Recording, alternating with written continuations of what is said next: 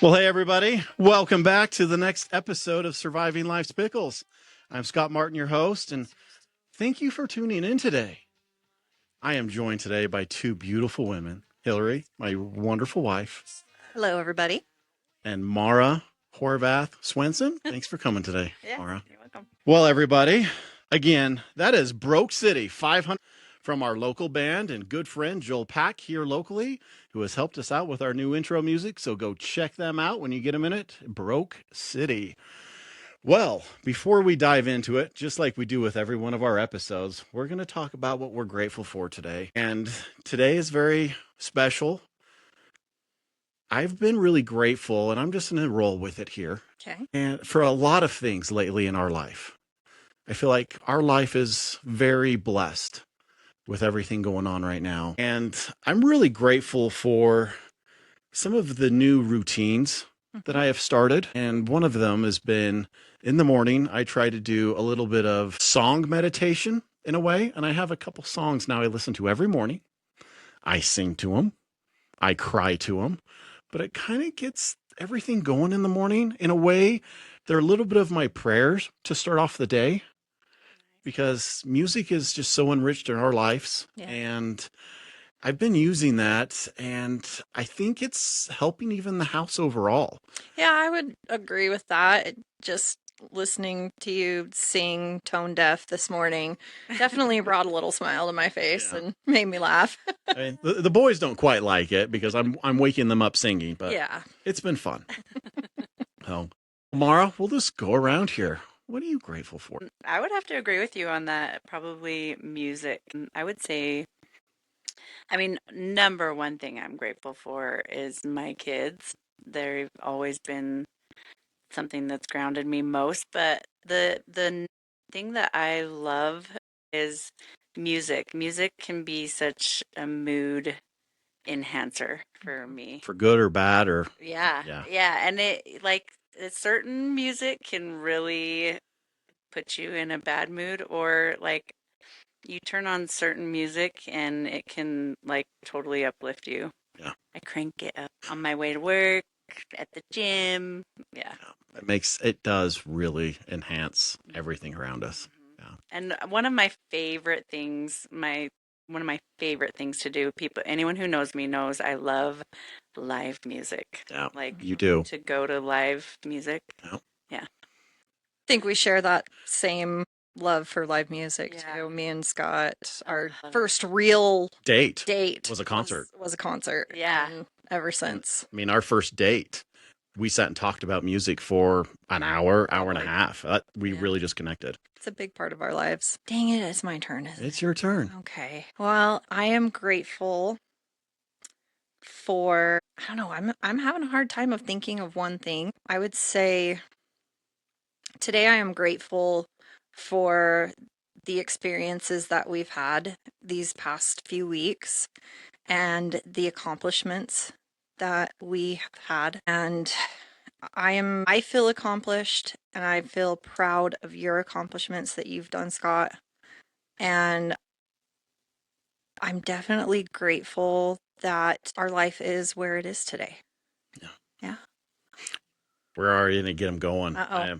This started. Marty's going to get just get it going. It's been a good day though. Yeah. So they're all good emotions. Well, today, as I was just stating, it's a good day. It's a day filled of emotions.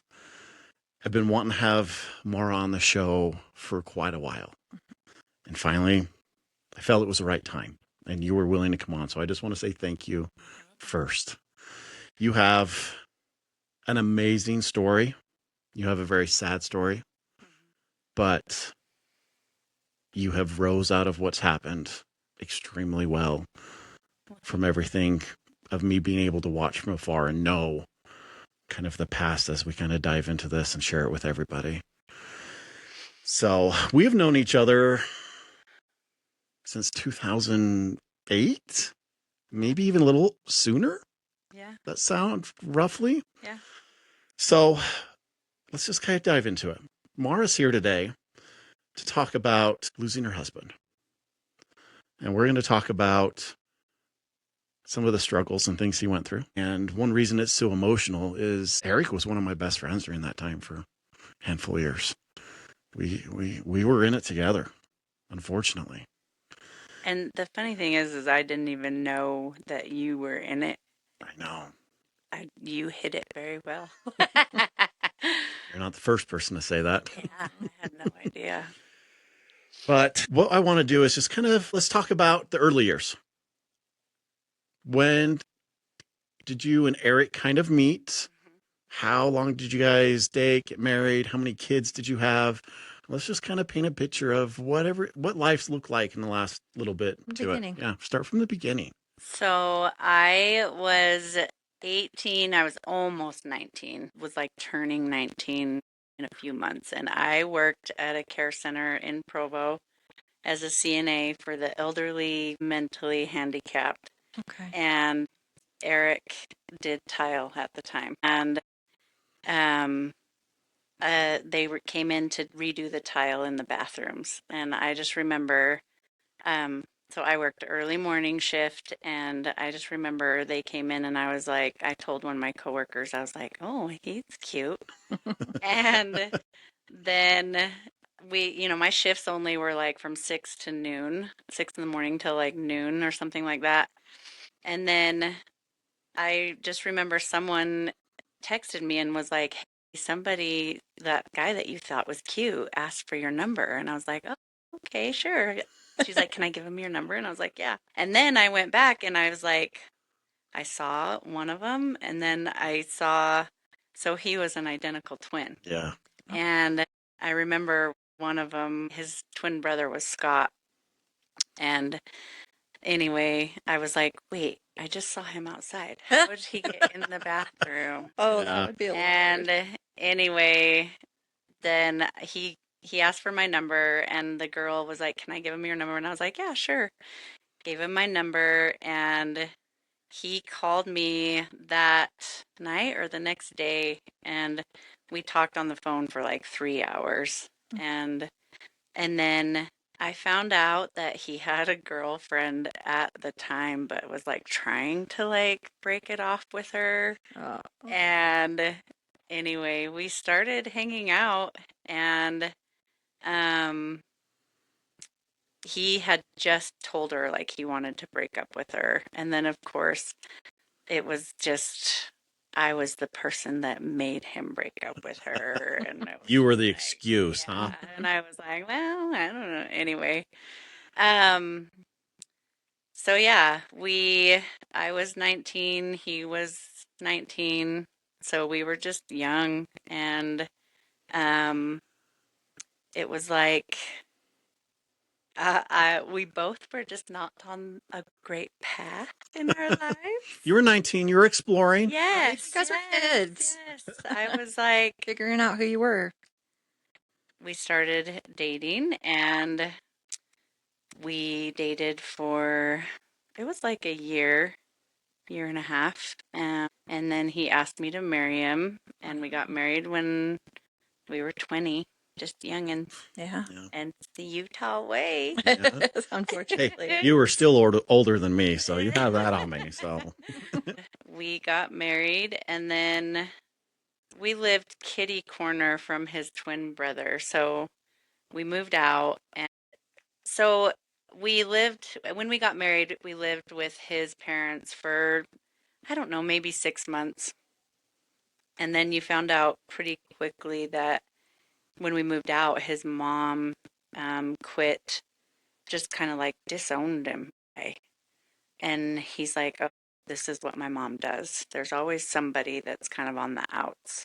And I was like, her own kid. And you kind of learned pretty quickly the little, dysfunction there. And so we moved in kitty corner from his twin brother, which at the time I didn't realize that was probably not the best idea. you're like, they're twins. They're great. They're best friends, right? Yeah. Well, so just kind of set it because this plays into the story as we go. So they were the middle, correct? Yeah. So Chad is younger. older brother, Brian. Brian, and then Scott and Eric are the identical twins, and then the younger brother is Chad. Chad. Yeah. So 4 brothers in this family, Yeah. all local here. And that does play in as we go.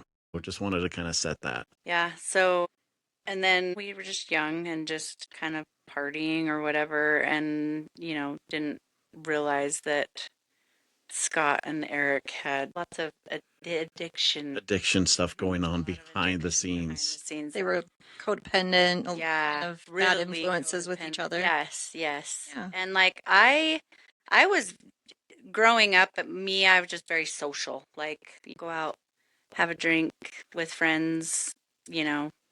If I smoked, it was with friends. Luckily uh, just kind of did it socially. It was just when you're out, you did it. Uh, That was the type of thing. mhm. Yep. Yep. But I did not realize at that time the extent of the addiction that ran kind of deep in that family. I mean, top down all the way. Yeah, it Yeah. started, and I found out that it started with the oldest brother.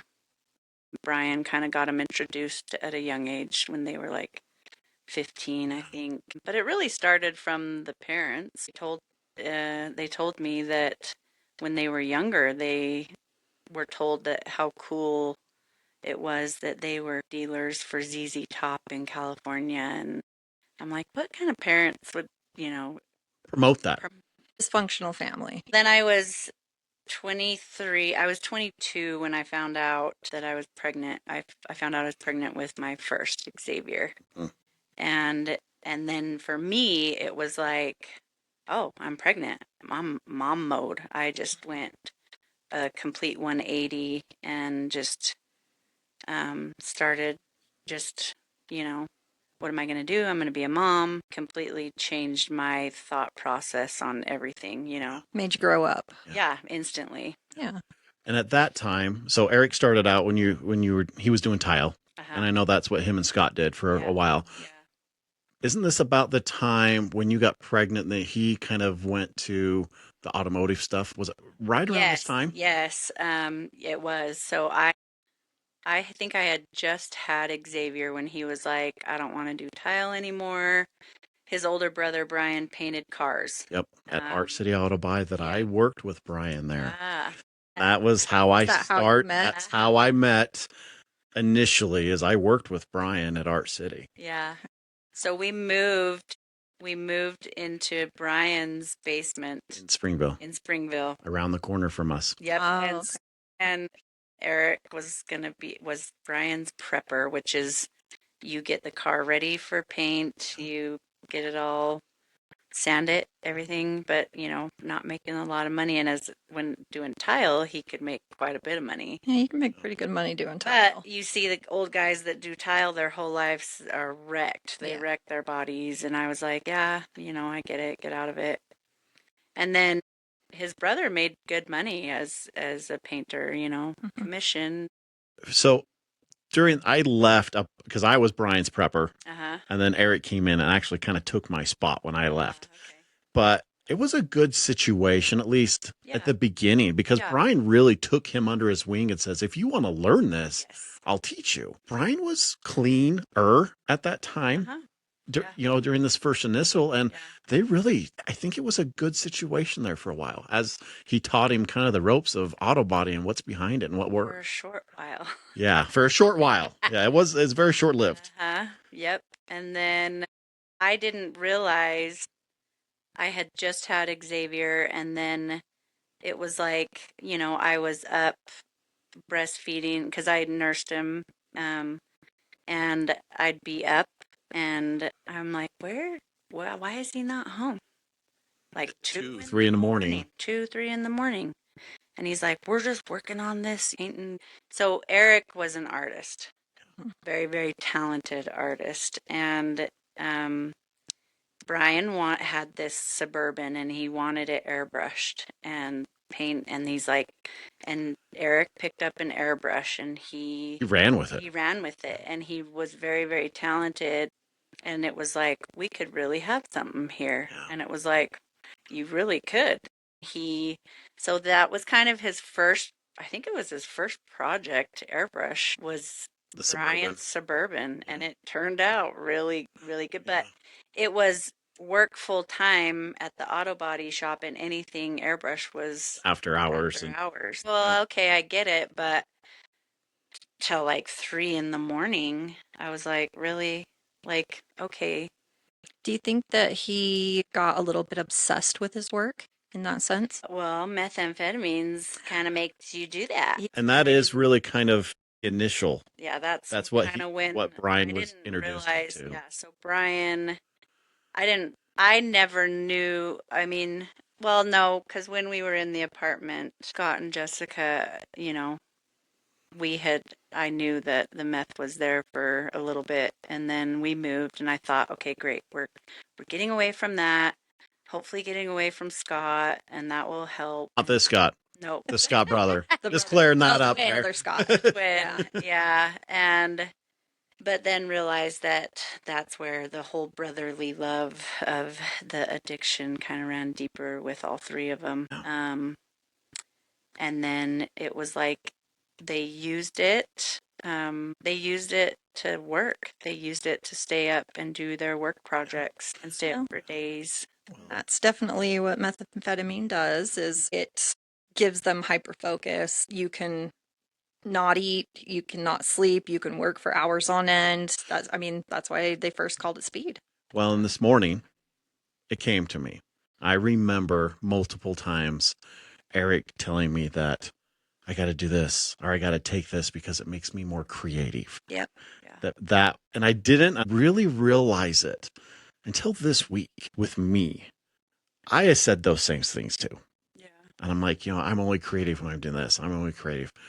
But this week, there's just been some other stuff going on. And with my therapy and stuff this week, the session, it clicked of I am so much more creative when I'm me.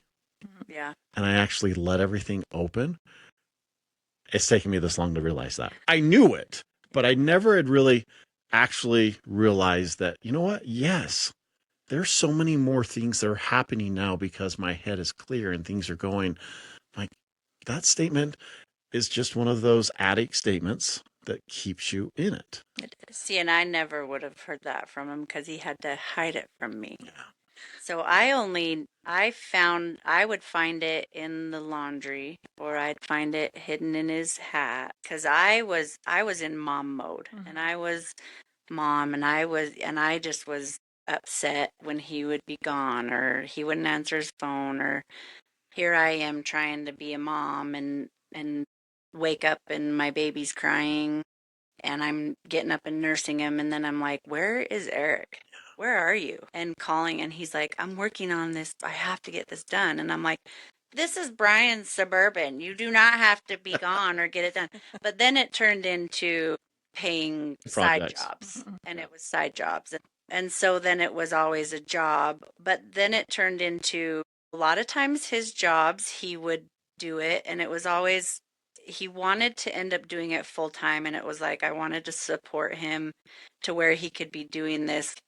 Those guys you see like Chip Foose in these car shows, and he could have, and I just wanted to support him to get to that, support his dreams and do this, but he would end up doing jobs for way cheaper than what he had to could have charged for him, or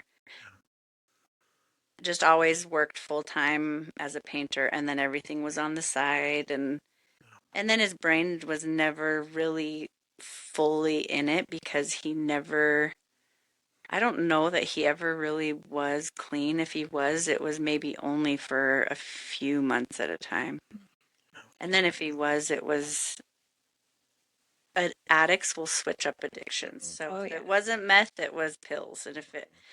So we were always switching addictions. Bouncing back and forth. And you're saying he bounced back and forth, and I really think you're right. So I was a big part of that. Like I started with Brian. Eric was actually one of the first person that gave me pills. Yeah. But then we started swapping stuff back and forth. And I don't remember more than maybe at the very most a 6-month stint, maybe, where he was truly kind of clean. Yeah. He was really in it the entire time. And looking back at it, it was rough. And So as we're going through this, when did you have Xander? Xander was born in 2005. So just a couple years then. Yeah. After Xavier, right? Because 3 years. they're all 3 years apart, and you have the total of 3. Okay, that's right. But you're mom mode. Yeah. Eric's doing this, and you're holding it together. I remember coming over to the house, and you knew that he was high. You knew that he was just not.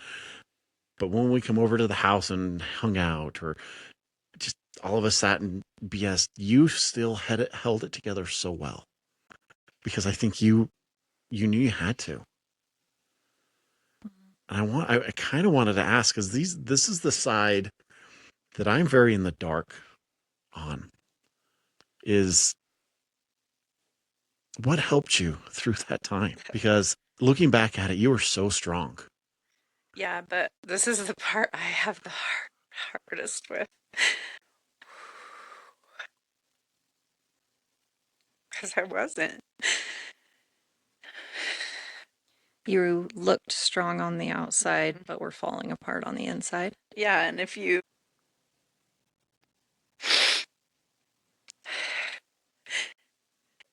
ask Xavier, it's my oldest, I had a short fuse, Scott. So I worked nights at the hospital because I was gonna go. I knew I had to have a career, because I knew in my gut that Eric was never gonna get his shit together. I wanted him to so bad, 15 years of trying, and I was like, let's do therapy. He went through NA. He went through a class through church. We tried going to church. We tried everything, and I just tried so bad because I knew what a good guy he was. I just wanted him to get the help, like wanted him to change so bad. And I've always wanted more than anything just to have that family life, and just have him be a good dad or be there. But I worked nights, and then I'd come home and I'd get maybe like 2 hours of sleep, and then I'd go to school, and I knew I had to have a career, and I worked on fumes, and then I was short with Eric because he always was pissing me off. Yeah. And then he was a habitual liar. And then just trying to hold it together. And then you've got kids, and you want your kids to play sports, and you're going to work, and you're doing everything, and you're trying to do it all. And I was like a single mom the whole time. Unfortunately, that's usually what happens in addiction. Yeah, They're good people inside, but they do bad things when they're addicted. Yeah. And I was always mad at him. And so, like, if the kids did something, I just was so short with my kids, And then they grow up, and they're grown, and they're older, and you can't get that back. Yeah. Just from what I see from afar, watching them though, I think they're starting to understand more about what you went through. Yeah. When it happened, they had no clue. Yeah. No clue that he was an addict. They had no clue his demons. He didn't do it anywhere around the kids. And I know that's one thing that I want to not commend an addict for doing it, but he did not want his kids to know. They had no idea. Yeah. And he hit it very good from them. He hit it very good from a lot of people. Yeah. Yeah. And I will tell you, I remember some of these times where we were at the shop, and when he's like, I got to go home. And I'm like, this isn't Eric. Why are you going home? That's the times I knew he was clean. It's because he wanted to be home. Yeah. He wanted to be with the kids. I remember some of those times. And I remember other times where he wanted to stay at the shop all night. He's like, Mars going to be pissed off at me anyway. So why do I want to go home? And this went on. So 15 years. 15 years. Yeah, I didn't realize it was that long of a battle for him. Which, yeah. Yeah. And it was just, and I remember when Liv was 4. So when I say addicts bounce around from addictions, it was, porn, pills, meth. I mean, and there was a time that He grew up Catholic. Mhm. I was raised LDS till I was like 16, but quit going when my parents got divorced, and I didn't really have, church or anything. When we met, neither of us had anything. But then Scott found Jesus, like him and Jessica, his wife at the time, went to a church their grandparents went to, and he like got baptized and he was clean. Not really Not clean. really, but I mean, He had a little stint he had a longer stint than for a little a while where while. he got cleaned up, and then Eric's like, maybe we should go to this church. Yeah, I remember that. And it's a non-denominational like Christian church in Orem, and we went for a while, and that was where he went through a class, and this guy that ran it, Steve, he was a biker that had went to prison, found Jesus in prison, and he ended up like halfway through the program of trying to get clean, he was killed on his motorcycle. And anyway, we were when we were going to church for a little while, it seemed like he was doing good, and that it was like I said, like 3 months. It seemed like he'd be doing good, and then he would just fall back into it, and then like both of them, Scott and I remember Eric saying, "I wish I wasn't a twin. I wish I wasn't an identical twin." They had this weird bond. It's Yeah. weird. It's weird.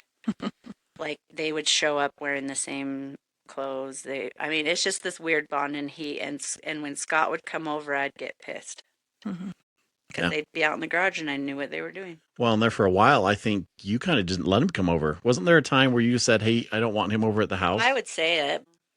I remember. So when his dad opened that shop in Springville. Yeah.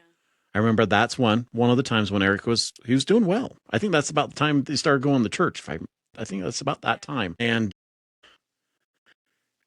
that's when I really started to see some of the family dynamic you talked about, where everything. I really think that was the spot, at least for me, that everything started to unravel for the worst. Not just with Eric, but with all of them. And I just started seeing all that kind of come apart, and he couldn't get away from it. And Scott didn't work there for a while. He was trying to stay out of it, but he kept getting pulled back in and pulled back in, kind of like you were saying. They were just kind of joined at the hip. I will remember this story. This one, and just this, I think, will help paint a picture of this family dynamic for everybody listening. So his parents stole about $25,000 from Eric. Yeah. And I remember having this, because that's when I had Eric do the entire bike after he did the entire thing. And I'd paid him to do that whole thing so we could take it to shows. And I remember giving the check to his dad. And he's like, and then there was this huge thing. And I got really mad at Eric during this time because I had paid the money. And Eric's like, well, I haven't seen any of the money, so I can't paint it for you. And me and him kind of fought a little bit. But then I started to find out, Brian stepped in and says, hey, well, this is what happened. My parents took the money. So they had stole that money. And then Eric was still Eric. He wasn't going to let that stop. He was a man of his word as much as he could be. He really tried to stand behind it. And so he did the job. And I mean, he didn't get paid for any of that.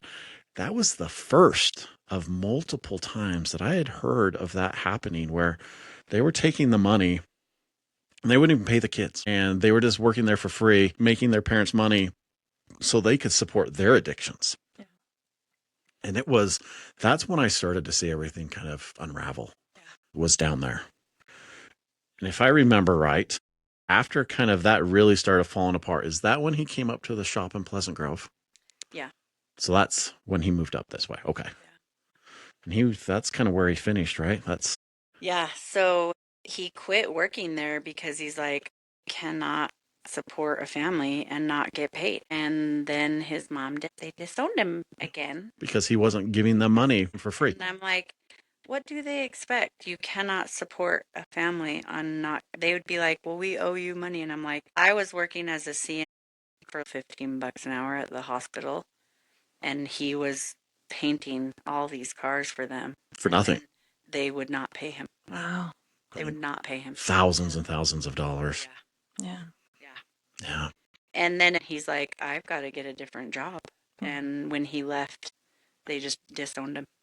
And that was like for the second time. And I was like, good. Yeah. Good riddance. Let's walk away from these people. Yeah. Bye. It sounds like It's like the most dysfunctional family I've ever met. Yeah. And then you saw we call it the wrath of Donna. His mom's name is Donna. She is just, it was always one of the kids was always out at one point of time. When I met Eric, it was Brian, the oldest brother. She wasn't talking to him when we met. And then when we moved out after we got married, then she would talk to Brian.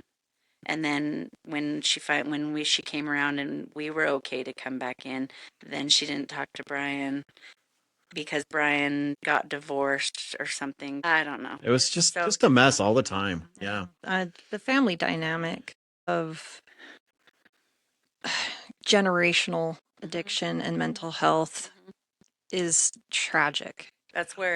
This is where it stemmed from. Yeah.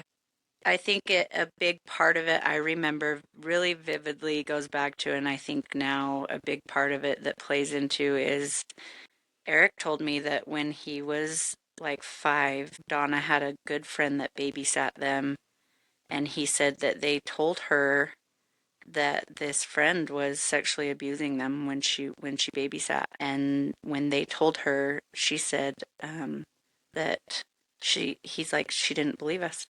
She's like, my friend wouldn't do that. Didn't believe him. And I was like, that was one that always came up with him. I remember having conversations when he was kind of at his low, and that would always come up. Yep. So that came up, and things that you don't know and things that don't get dealt with that play a huge part into mental health. And I always tell people when I talk to people about my story and his story is that Eric was his addictions. He was self-medicating for we call them his demons. He didn't know any other way. Well, an addiction is a disease. It's a chemical imbalance that your body develops, and it gets worse over time if you don't treat it. You're treating that underlying disease with the drugs and the alcohol and all of the things. And there's something so much deeper going on underneath that they're covering with. Numbing. Yeah, numbing. They're trying to numb that and away. I know what I can say that because I did it. Yeah. When I met him when I was 19, I was numbing. Yeah. From my parents' divorce and all the shit from my mom that I was trying to numb, and until I dealt with that stuff, and you just until you go through it, and I tell everyone, and we talk about it with friends and we laugh, but I don't care who you are, everybody needs a therapist. Yeah. Even everybody, even if you haven't gone through, I think Eric and his family dynamics and the stuff that they went through was harsh, probably a lot harsher than maybe some people go through, a lot worse than I went through personally, but everybody needs a therapist because life sucks. Well, and we always say that, sometimes just sitting here is sometimes our therapy because we get to talk about things out and open. Mm-hmm. Well, we've talked, he suffered 15 years and you were there the whole time. You watched the good and the bad.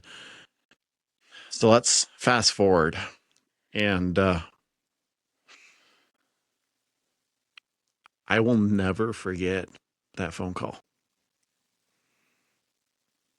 when I heard that Eric was gone and his addiction got the best of him.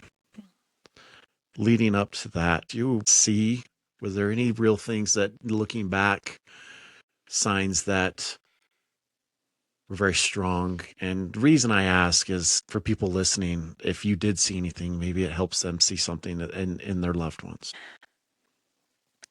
Leading up to that, he started using pretty heavy again. So like I said, he used off and on.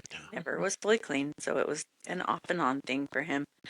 He would hide it, and then I'd find out, and then he'd hide it, and he'd get clean, yada yada. But it got to the point where I had realized I'm not going to change this guy. Yeah. I knew every time he was high, and I just was I was at my last rope. Mhm. I was a single mom anyway. He was high. I could tell he was high all the time at that last leading up to it. And I had found baggies and I called him out on it and we argued. And the only thing he mentioned, he said, I think you guys would be better off without me. And I said, don't talk like that. But with Eric, he never, I knew he like self-medicated with the drugs, but he never like had any like tall tale signs of That it. really stuck out. And right before this happened, isn't that when he finished the mural in the garage? Yeah, he That's painted about the that time. huge thing in the garage. Yeah. A big tribal piece on the garage floor.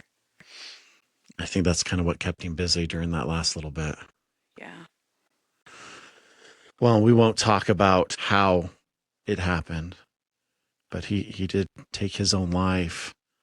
And it really goes back to the family dynamic for me, because he did it in such a way that he wanted to send a message to his mom. That was eye-opening, really, of where everything kind of stemmed from for me, because I didn't know some of the back stuff a little bit, and that made me start questioning, and really eye-opening that he did it for mom. And it was really, it still is. It's just hard to think about it. Yeah, because they hadn't spoken for 3 years. For a long time. Yeah, I remember. Well, and I was telling Hillary before you got here, I remember coming down to the funeral down in Provo. And I still, to this day, have not been to a funeral with that many people standing outside to get in. Everybody loved that man. He was a good man that struggled for a long time. And it was really great to see a lot of the support for you. And you kept it together for that day. And so this has happened now. And you have this new dynamic in a way. Again, you were a single mom for so long because he wasn't there helping. How did this transition start to go afterwards for you? How did Mara take care of Mara so that you could help those kids? Well, it's weird because you always hear like everything happens for a reason. And my oldest brother came to visit 2 weeks before everything happened. Mhm.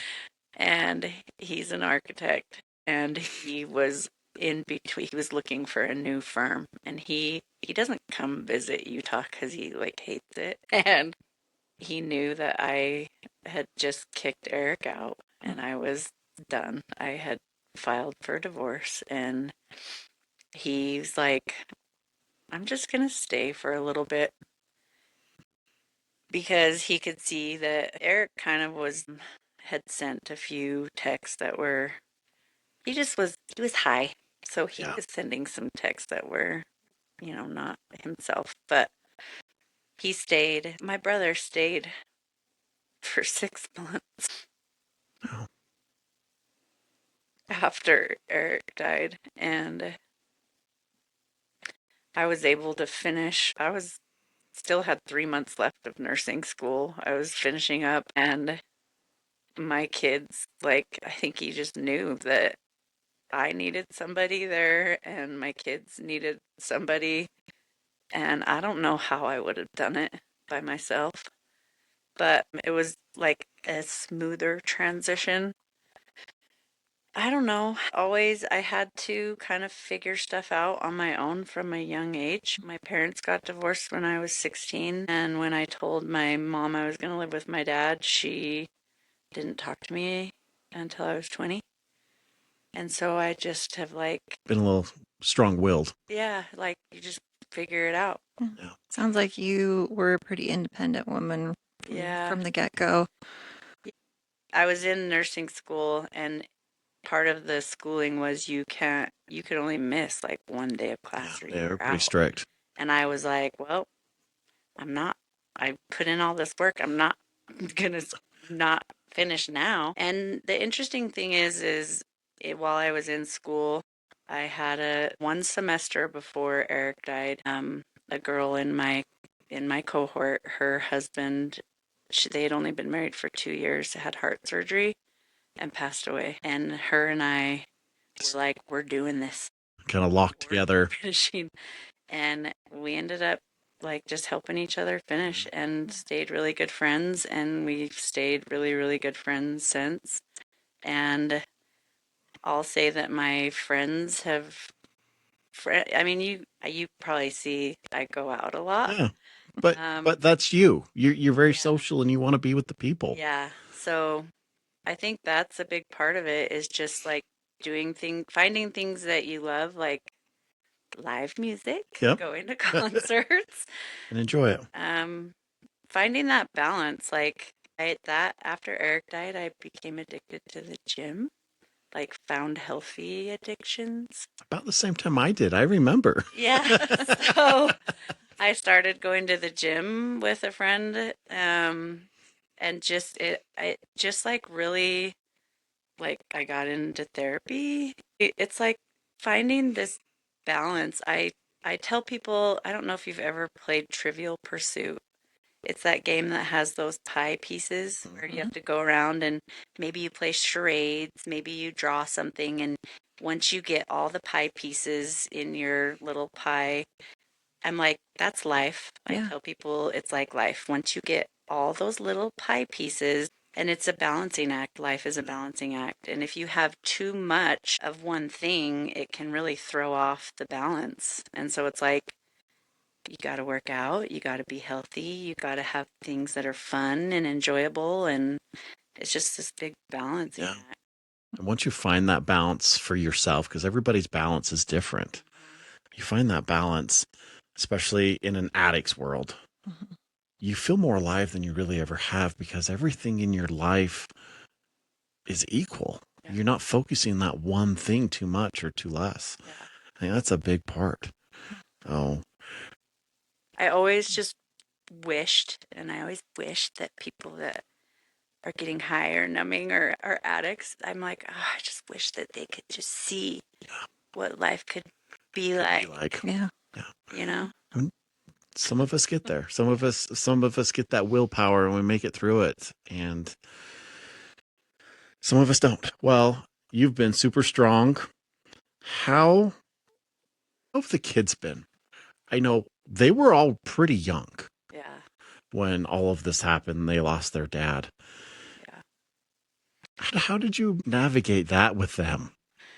So the week that it happened, that week Xavier was turning 13. It was his birthday that week. And the next week was Xander's birthday. He was turning 10. I remember thinking, "Oh my gosh, I have to get them into I have to get them into therapy right away." And I did. I got them into child psychiatrist and they were like, "Your kids are really good. Like if you push the issue, you're going to create an issue if you push it too much.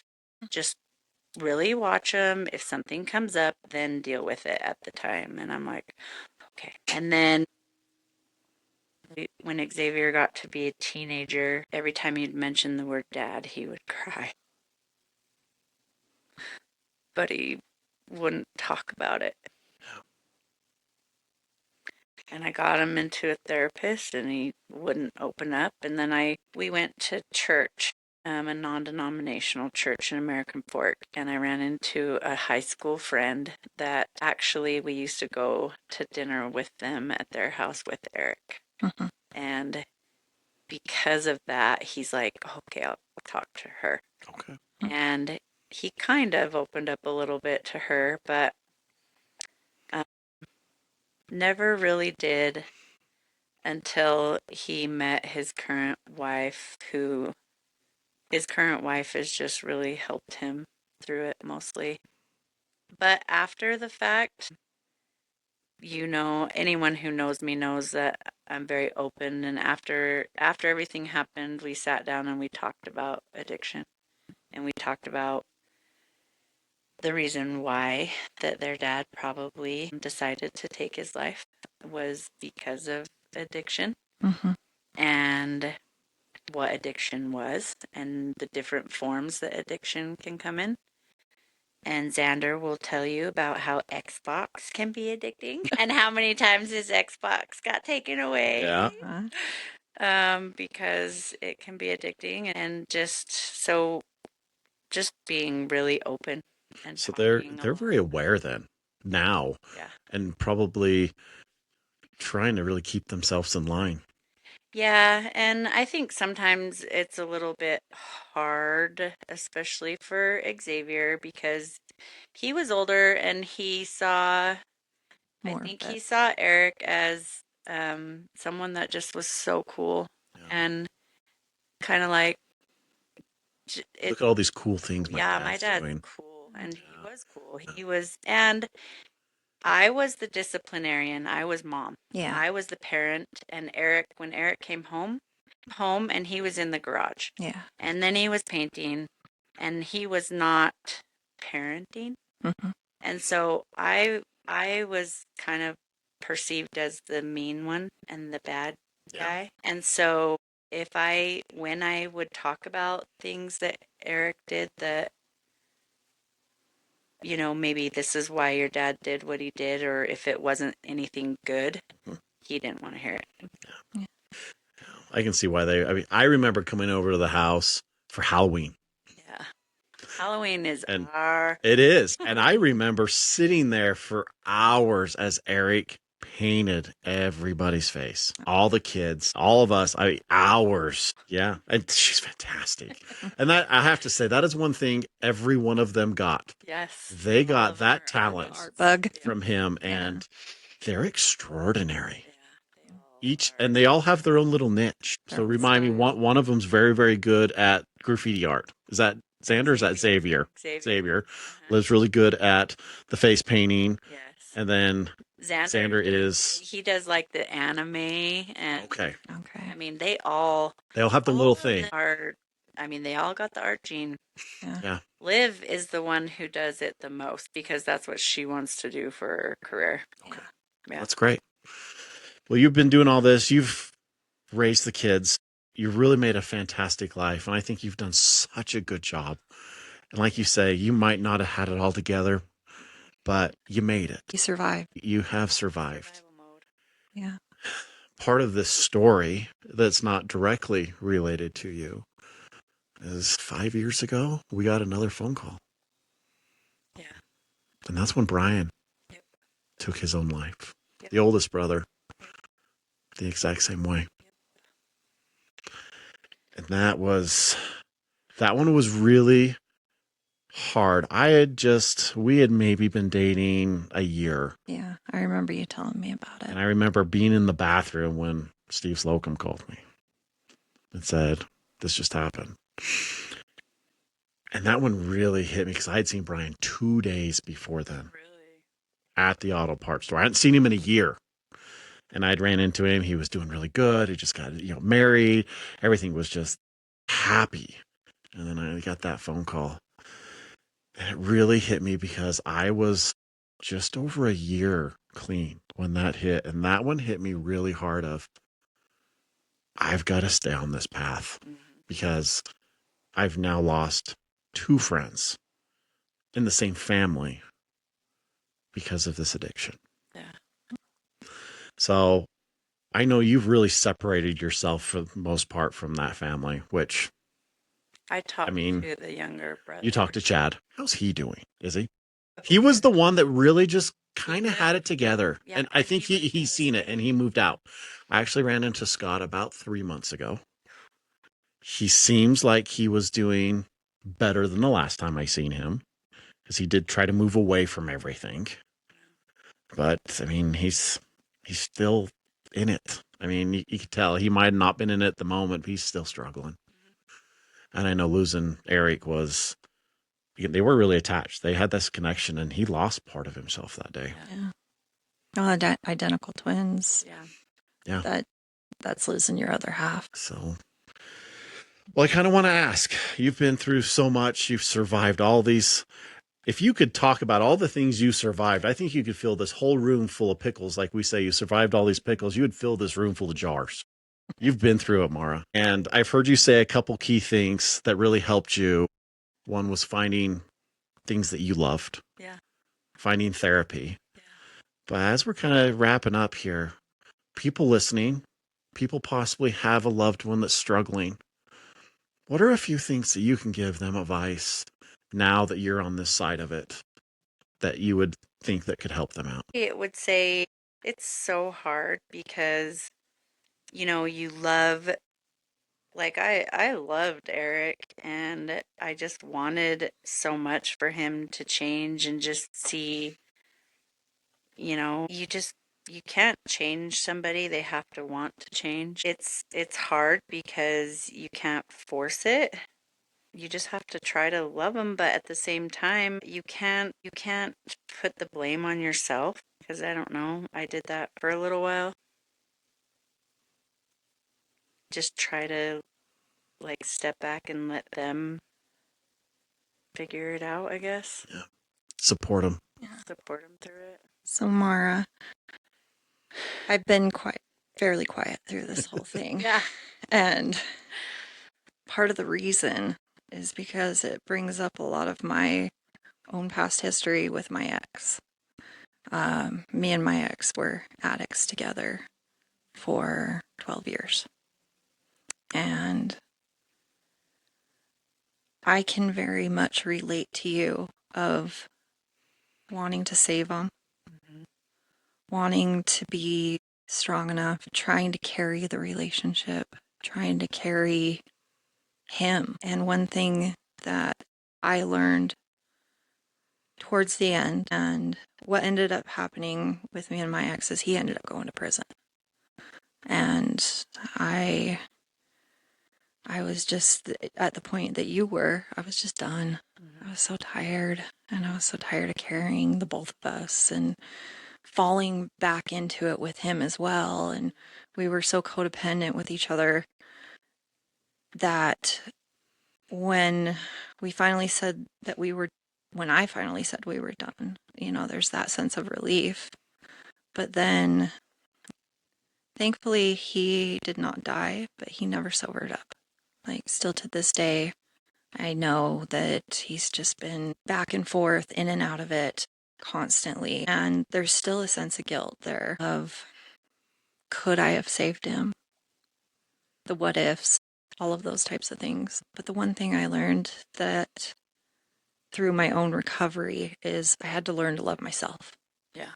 And realize that I'm the most important thing. Yeah. So, and it sounds like that you found that. Yeah.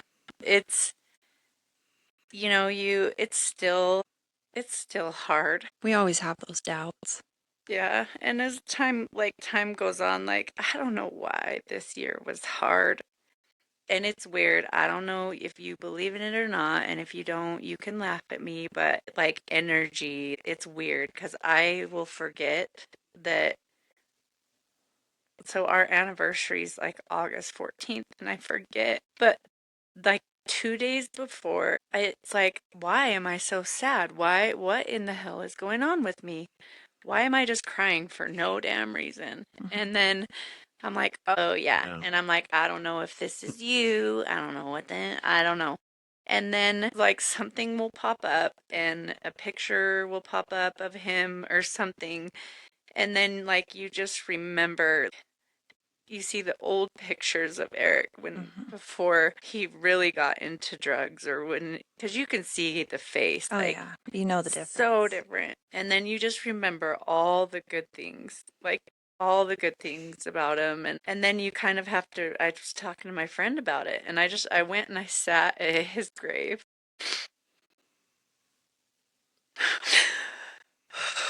And you're just like, why? Like,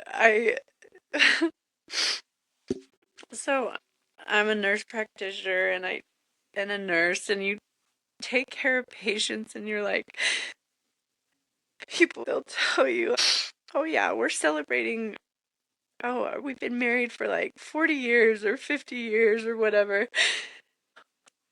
And now I'm like, I just, being single again, and you just question your self-worth, and you just want to go what is wrong with me, or why does shit not work out for me, or why'd you have to go, or why couldn't you get it together?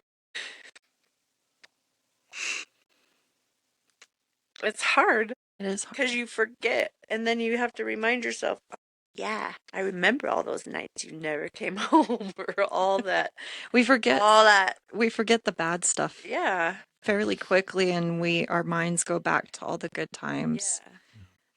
Well, with the energy, you bring that up. We have recently had this discussion this last year. So with me,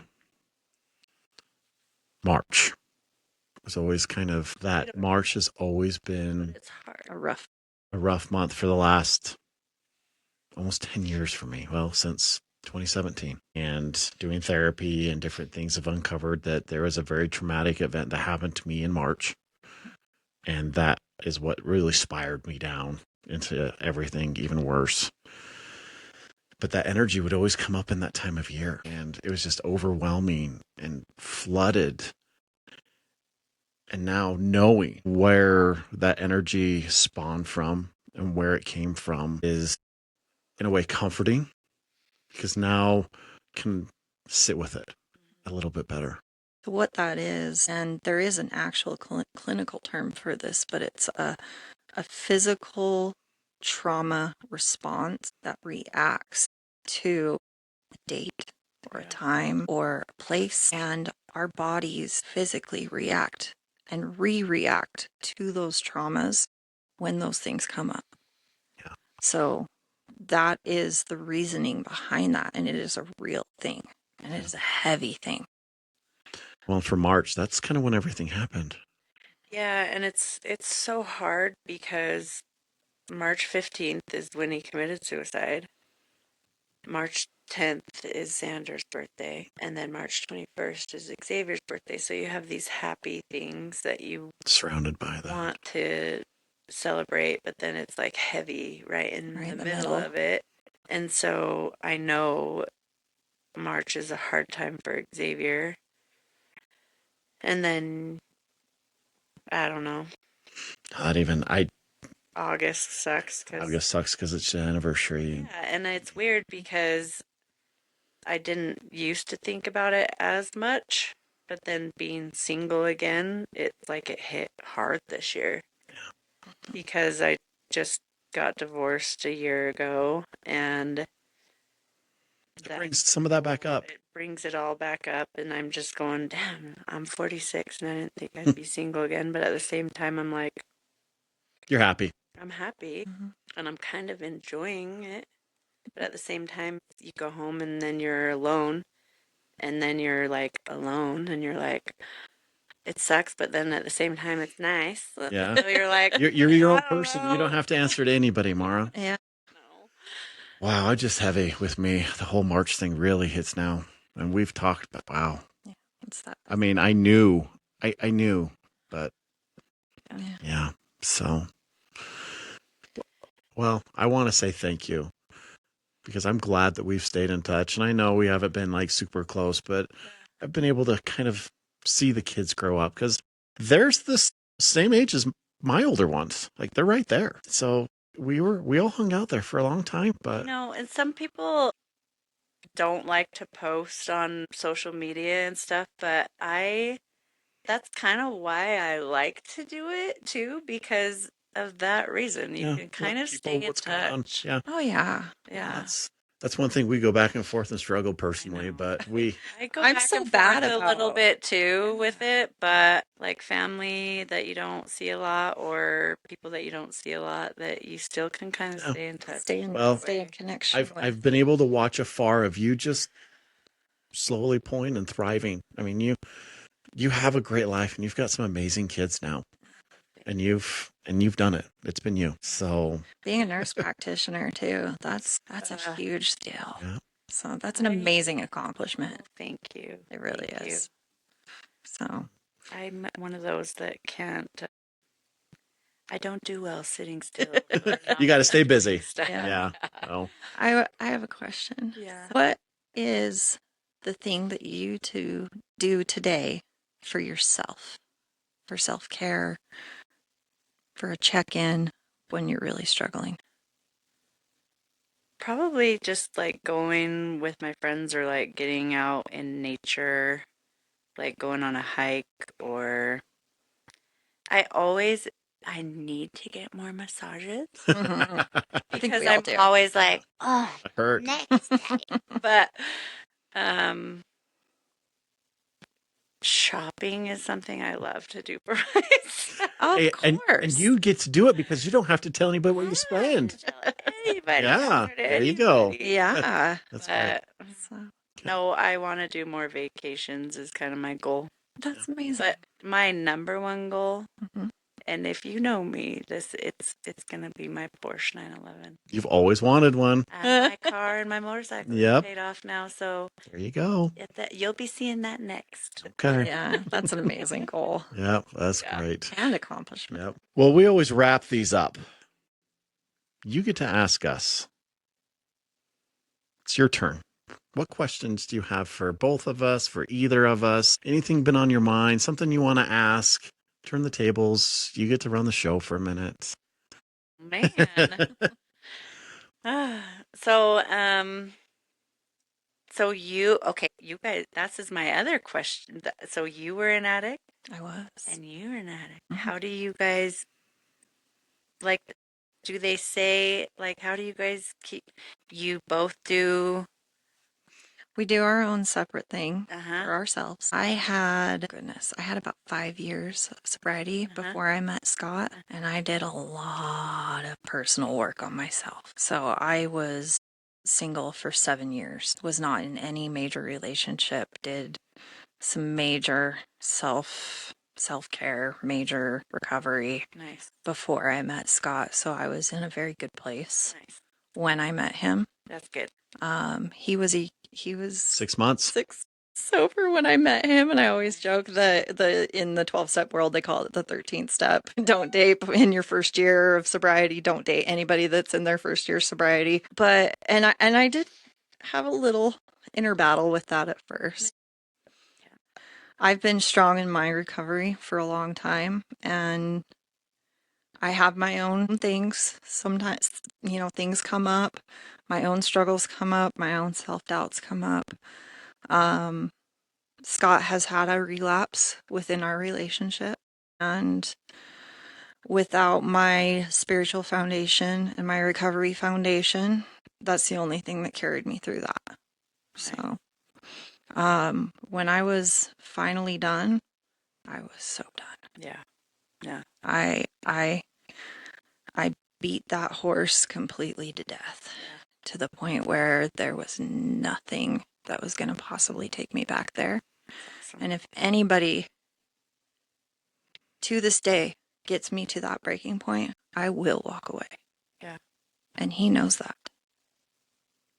And that was one of the very first things that we probably even said is, if I get to a breaking point, I will walk away. If this is getting to a point where I'm putting myself in danger, I will walk away. Yeah.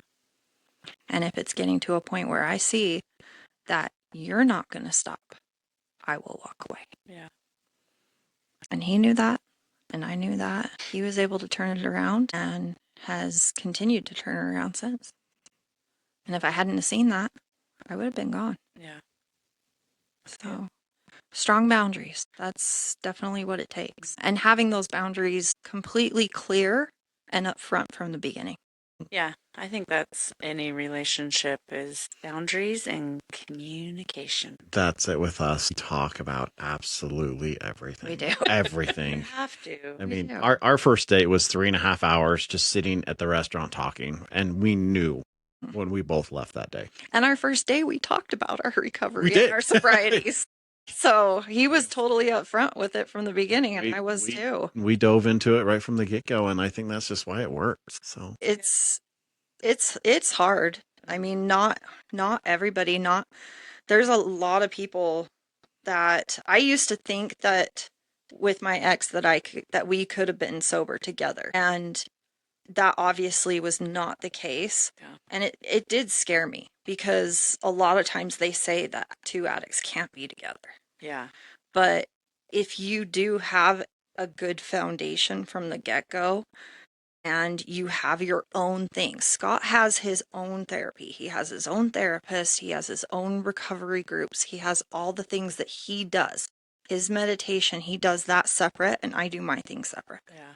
And then we do stuff together. And then we do have our own some things together. And so it's a good balance. That's what makes it work. Well, I think that's key too, is to have your own things and then you do it together. Yeah, absolutely. Yeah. So it was so good to catch up with you.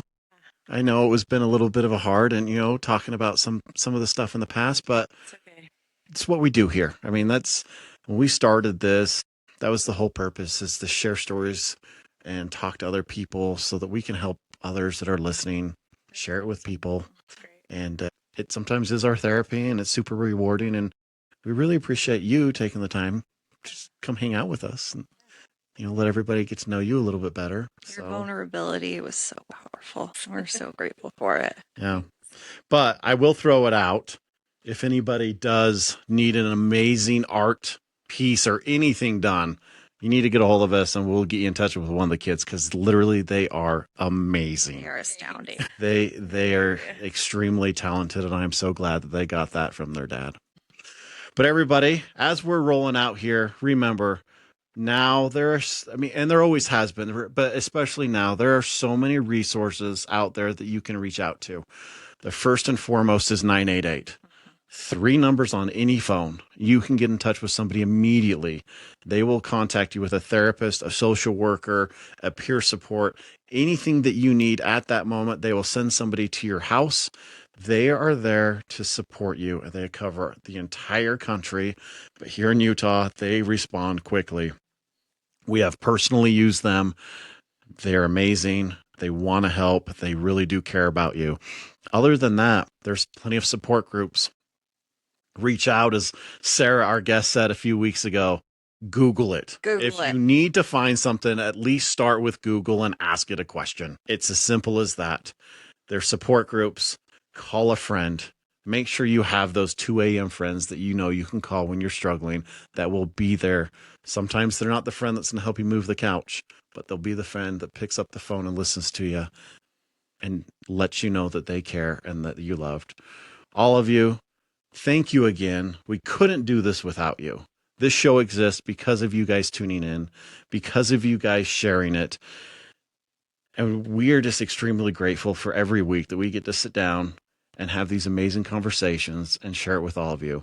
So our challenge again this week is take this episode, everybody listening, and share it with one person, either a friend, a family, coworker, somebody that could use this story in their lives to help them with something they're going through. That's your challenge this week. Again, thank you everybody for tuning in. It has been amazing. And never forget, you're all a big deal. Definitely a big deal. And here's Broke City on our way out. Thanks everybody, and we will see you next week.